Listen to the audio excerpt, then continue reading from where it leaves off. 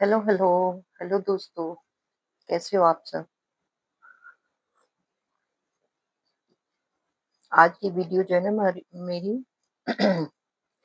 Do you love God और do God love you? मैं ये वीडियो शुरू करूंगी कबीर की कहानी से। एक बार एक आदमी कबीर जो संत थे उनसे उनके घर मिलने गया और कबीर जब वो वहां गया तो कबीर जी नहीं मिले उसको, तो उनकी पत्नी ने कहा कि वो किसी के फ्यूनरल में गए हैं, आप वहीं जाओ उनसे मिलने के लिए। तो उस बंदे ने कहा ठीक है, पर मैं पहचानूंगा कैसे कबीर को, मैंने तो कभी उन्हें देखा नहीं है।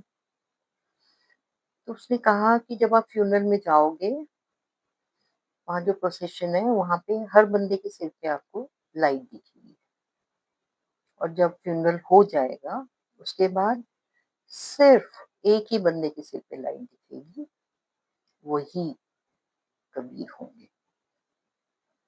उस बंदे ने कहा ठीक है। गया वो वहां फ्यूनरल में प्रोसेशन में, देखा उसने कि सबके सिर पे लाइट है। फ्यूनरल हो गया जब, तो देखा कि सिर्फ एक ही बंदे के सिर पे लाइट नजर आ रही है। वो गया उनके पास, उसने कुछ क्वेश्चन पूछने थे, बट सबसे पहले यही क्वेश्चन था कि ऐसा क्यों है, जब मैं आया था तो सबके सिर पे लाइट थी और अभी सिर्फ आपके सिर पे लाइट है। तो कबीर ने कहा कि मैं इसको समझाता हूँ आपको, कि जब हम जाते हैं किसी के फ्यूनरल में, तो वी ऑलवेज रिमेम्बर गॉड, भगवान को याद करते हुए जाते हैं, और सब ये भी कहते हैं बहुत लोग कि यही हमारा ठिकाना है, मर के सबने यहीं आना है। बट जैसे फ्यूनरल खत्म होता है हम सब भूल जाते हैं, हम सब अपनी अपनी दुनिया में, अपने बिजनेस में, अपने काम में, अपनी फैमिली में व्यस्त हो जाते हैं। तो जो बंदा हर टाइम प्रभु की याद में रहता है, उसके सिर पे हमेशा लाइट, प्रभु की ब्लेसिंग्स हमेशा उसके सिर पे रहती है। तो इसको हम डेली लाइफ से कैसे रिलेट करेंगे? दो चीजें हैं, डुअलिटी और नॉन डुअलिटी। सबसे पहले डुअलिटी और नॉन डुअलिटी समझ रहे थे। डुअलिटी का मतलब होता है जिस दुनिया में हम रहते हैं वहां पे हर चीज पेयर में है, अच्छे के साथ बुरा है, गर्म के साथ ठंडा है, दिन के साथ रात है, सर्दी के साथ गर्मी है, धूप के साथ छांव है, लाइफ एंड डेथ। तो इस तरह से सब चीजें डुअलिटी में है, इसीलिए इस दुनिया को हम डुअलिटी कहते हैं। अब नॉन डुअल वर्ड क्या होता है? जहाँ पे किसी में कोई फर्क ही नहीं है, सब एक है। वो कैसे होगा? वो होता है कि जब हम जो भी पर्सन, जो भी सिचुएशन, जो भी हमारे सामने है, उसको एज सच एक्सेप्ट करना। Acceptance of others the way God made that thing. अगर हम किसी भी पर्सन को देखें तो हमें बहुत अलग अलग तरह के बंदे नजर आते हैं। क्यों ऐसा क्यों होता है?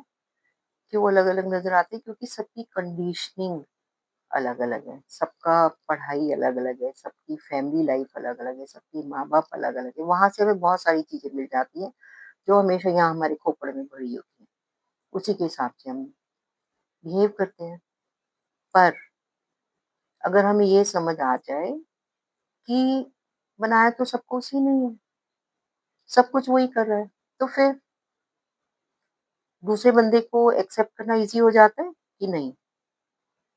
Acceptance of others the way God made them, acceptance of myself the God made me। और यही हमारी रिलेशनशिप होती है गॉड के साथ, कि जब हम उसकी हर चीज को एक्सेप्ट कर लेते हैं, तो ये ग्रेस है और सबके हिस्से में नहीं आती। अगर ये समझ आ जाता है ना, तो हमारा बिहेवियर यू कैन इमेजिन कि कितना चेंज हो जाता है। लाइफ तो हमारी एज़ यूजुअल चलती रहती है।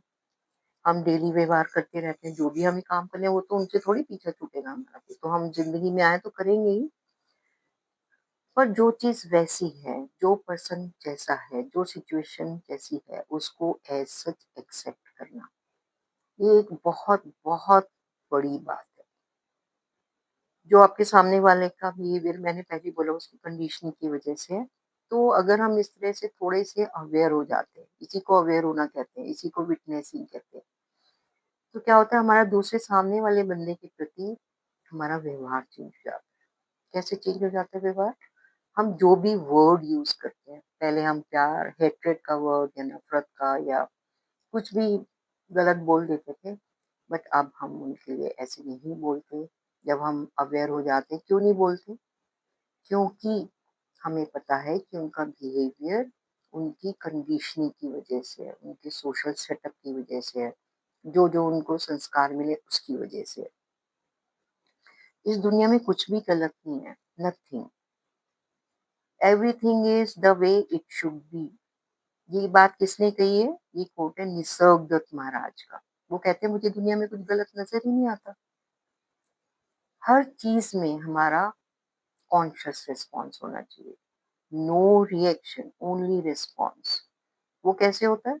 जब हम अवेयर हो जाते हैं कि सारे बंदे भगवान के ही बनाए हुए हैं। उसी ने तो बनाए सब बंदे।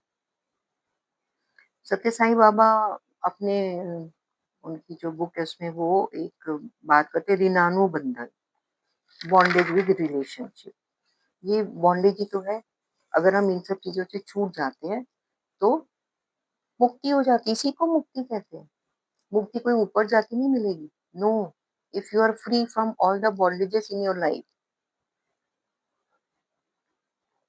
अगर आप किसी को क्रिटिसाइज कर रहे हो मोर देन एप्रिशिएटिंग, तो वो आप अपने आप को ही कर रहे हो।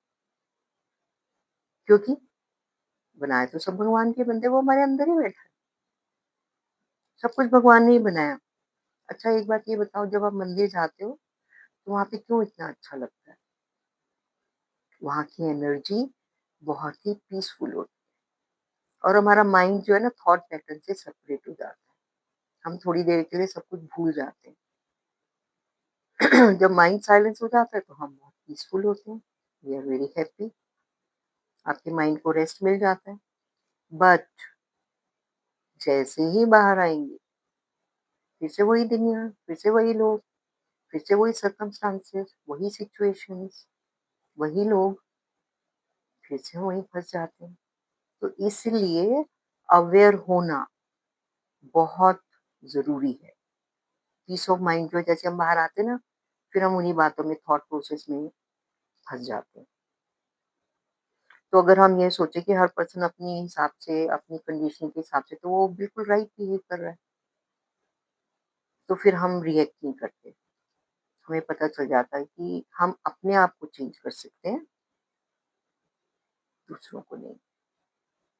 और मुझे अपना पीस ऑफ माइंड नहीं छोड़ना है, तो हमारी लाइफ सॉर्टेड होती है। ये एकदम नहीं होगा, एक एकदम से नहीं होगा। मैंने बोल दिया और आप करना शुरू करो हो जाएगा, नो। धीरे-धीरे मैंने आपको बोला है कि मैंने भी ये सब चीज़ें बहुत धीरे-धीरे स्लोली सीखी हैं। अब मेरी लाइफ में ये सब चीज़ें हैं, तभी मैं आपको बता पा रही हूँ।